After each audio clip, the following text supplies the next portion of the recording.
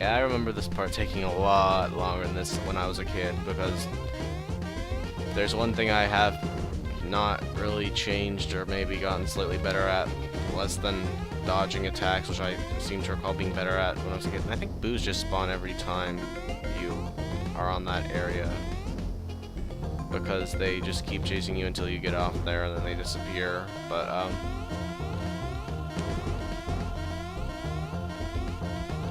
I'm slightly better at platforming now than I was as a baby, which is surprising because baby Cthulhu Luigi seemed better at doing this stuff than what's playing Cthulhu Luigi, because he doesn't have to worry about talking and trying to be entertaining and explaining why he's so bad, or at least making up excuses. Oh, come on, I keep, like, doing it right, except the GameCube controller has weird physics and doesn't always recognize my buttons because I'm tapping them for, what's it called?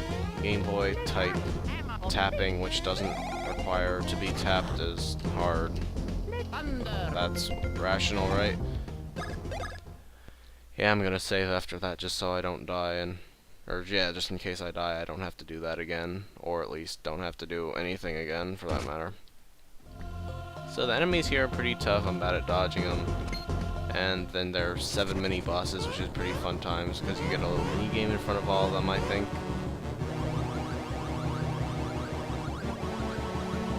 Oh no, I'm dizzy.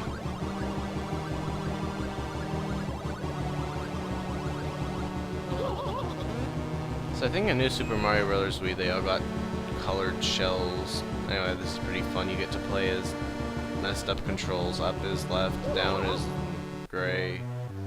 Oh yeah, I forgot. Yeah, this is fun times. When you lose, you have to watch this whole cutscene over again. So it's pretty good incentive on not missing it. I wonder if the D-pad works as a control stick. I never really tried that. That might be slightly easier because it's a D-pad instead of a joystick with many directions. Okay, it does. Okay, so down and up are switched, and left and right are switched. That's not too hard. I think one of the other Koopalings might do this, but that might just be me remembering Super Mario World having 2 of each Koopaling besides Iggy, and this is really annoying.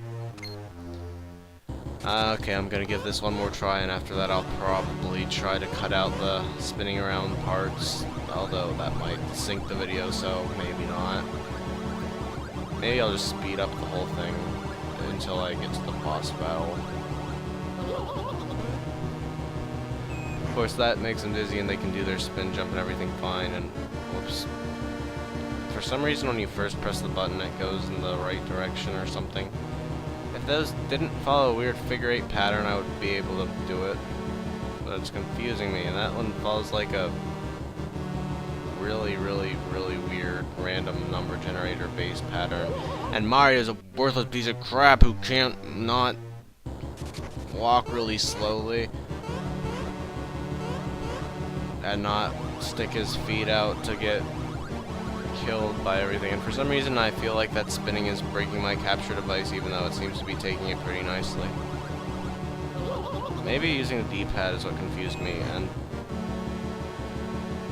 yeah, if you hold the button immediately after while that cutscene is still going, you can actually just keep walking in your regular controls.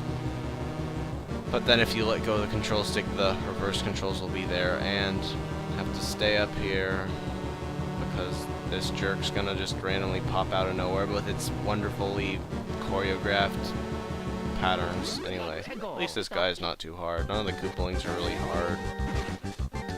I think they all have basically the same attack, too. Basically a 7-part mini-boss. Not a 70-part mini-boss, that would probably be more fun, though. So, I don't remember if they just have rare drops, which my Game Boy Horror SP would be getting, or if they actually have items they hold, in which case I'm not going to be getting them until Swing Bros upgrades.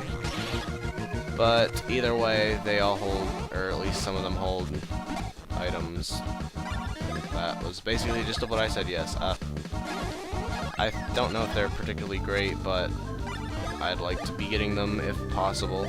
I wonder if Cyclone's Brothers is better when it's when his defense is low because it's hitting multiple times. No, not really. No, it isn't that much good. Yeah, I guess that's not really how math works. That hitting multiple times on something with low defense works better than hitting not multiple. Actually, I think the reason that just did so much more damage than when I was trying that earlier is because Luigi was doing it instead of Mario. But anyway, yep. Luigi has completely broken this game. Poor Iggy, or whatever he's called. And this reminds me of Zelda. I think that just heals you. Not really sure. And yep, each time you beat a Koopaling... Oh, no, it's Telepole.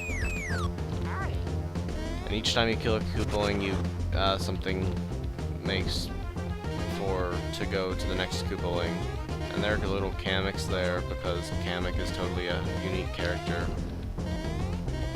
And, as always, I have no interest in battling things in the overworld that I don't have to. Bike pads. I wonder if you have to dodge lava or something for these. I seem to recall that, but I don't really know why. So I think this would be Roy. For how much I like Super Mario World, and honestly, Super Mario Advance 3, or Super Mario Brothers 3, and this, I should probably be knowing which the Koopalings are called more, but I don't know. Koopalings seem too popular among hardcore video game fans or Mario fans or something, and I tend to not like that. And yeah, I think Morton and Roy are the same ones. Are Koopalings 2 and 6, I believe. Iggy and Lemmy are 1 and 7, and they do the same thing. Wendy and Larry or something are 3 and 5, or 3 and 6. I don't know. Whoops. Maybe they aren't exactly mirror order, but anyway, this is super easy, especially because you don't have to watch him reappear again every time you epic fail at these. This reminds me of some puzzles from Bowser's West Side Story, where you had to use Bowser's, no spoilers, to spoilers. This really isn't hard at all. I'm just being retarded and not being retarded.